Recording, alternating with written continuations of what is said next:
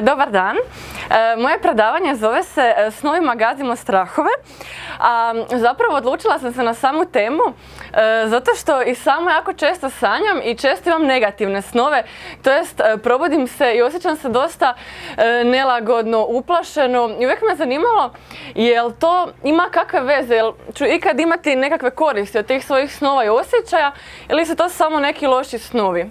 Tako da sam tražila nekakve istraživanja i zapravo naišla sam na istraživanje sa sveučilišta iz Ženeve i oni su se isto to pitali da li loši snovi imaju nekakvu svrhu i da li nam oni pomažu da se mi lakše nosimo sa našim strahovima.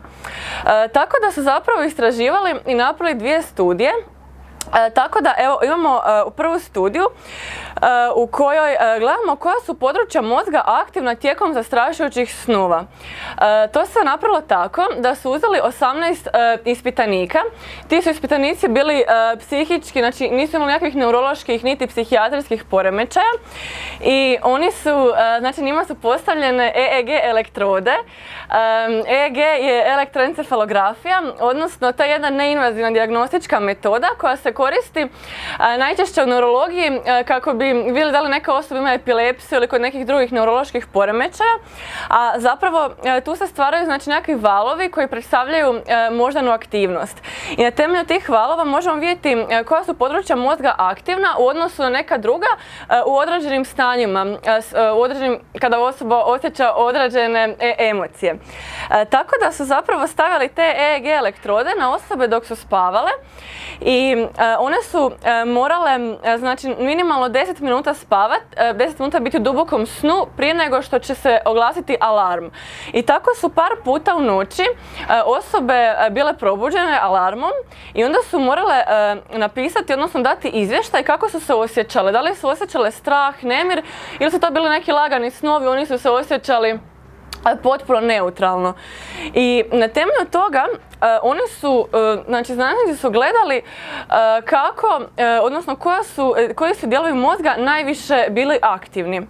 I tako su otkrili da su zapravo inzula i cingularni korteks bili najviše uključeni u izazivanju straha tijekom sna. A upravo ta područja su najviše uključena u izazivanje sna tijekom budnosti. Zbog toga što znači inzula, ona nam služi u procjeni emocija i uvijek se aktivira dok osoba osjeća strah u budnosti, a cingularni korteks također on služi u pripremi motoričkih i ponašajnih reakcija dok osoba osjeća prijetnju.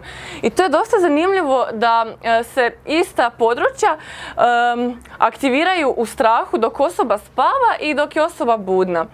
I onda su se zapitali je li ima to nekakvu vezu, da li će njima nešto značiti što oni imaju više tog straha u snu ili neće ništa značiti. Tako da se postavilo još jedno pitanje, pripremili nas naši snovi za naše živote, za naše svakodnevne strahove. I u toj drugoj studiji imali su 89 sudionika, također to su sve bili znači pacijenti, odnosno sudionici bez ikakvih psihijatrijskih niti neuroloških poremećaja i oni su njima dali dnevnik snova. Dnevnik snova znači svako jutro morali su napisati što su sanjali, kako su se osjećali, da li su osjećali strah, da li su se osjećali bilo koju emociju, tjeskoba, strah ili su se osjećali veselo, super, baš su se dobro naspavali i oni su to bilježili 7 dana i nakon tih 7 dana oni su postavljeni u uređaj za magnetsku rezonancu. Tamo su svakom sudioniku pokazali 60 slika 3 sekunde i onda su imali 2 sekunde da napišu kako su se oni osjećali kada su to gledali, s time da su stavili smiješne slike, stavili su neutralne slike i stavili su slike koje kod nas izazivaju tjeskobu i strah kao što su ubojstva, smrt, grobovi, što kod većine ljudi izaziva nekakve nelagodne emocije. I onda su ljudi morali napisati, odnosno reći kako su se oni osjećali, a to je bilo znači da vidimo da li se aktivirano područje promijenilo ovisno o emocijama koje su proživjele u snovima tijekom prethodnog tjedna. Rezultati ovog istraživanja bili su veoma zanimljivi jer su otkrili da što duže netko osjeća strah u snu, znači što više netko sanja, znači loše snove, manje se aktivira inzula, cingularni korteks i amigdala kada ista ta osoba gleda negativne slike. Također, aktivnost u medijalnom prefrontalnom korteksu za koje se smatra, to je zna da inhibira amigdalu u slučaju straha, povećala se proporcionalno broju zastrašujućih snova. Ovo istraživanje meni osobno bilo jako zanimljivo zato što sam mislila napokon moji svi loši snovi nisu za bez veze, imat ću neke koristi od toga.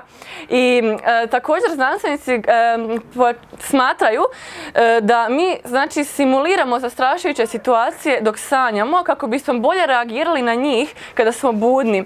I zapravo se snovi, to jest loši snovi, mogu smatrati stvarnim treningom za naše buduće reakcije i mogu nas pripremiti da se mi bolje suočimo sa stvarnim opasnostima.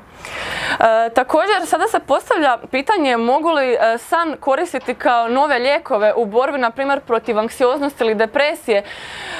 Tako da se također to razmatra i postavlja se pitanje sa noćnim morama. Da li su noćne more također imaju isti utjecaj, ali znanstvenici smatraju da ipak noćne more imaju neki prevelika razina straha i kada je pređe određeni prag straha da se gubi korisna uloga emocionalnog regulatora.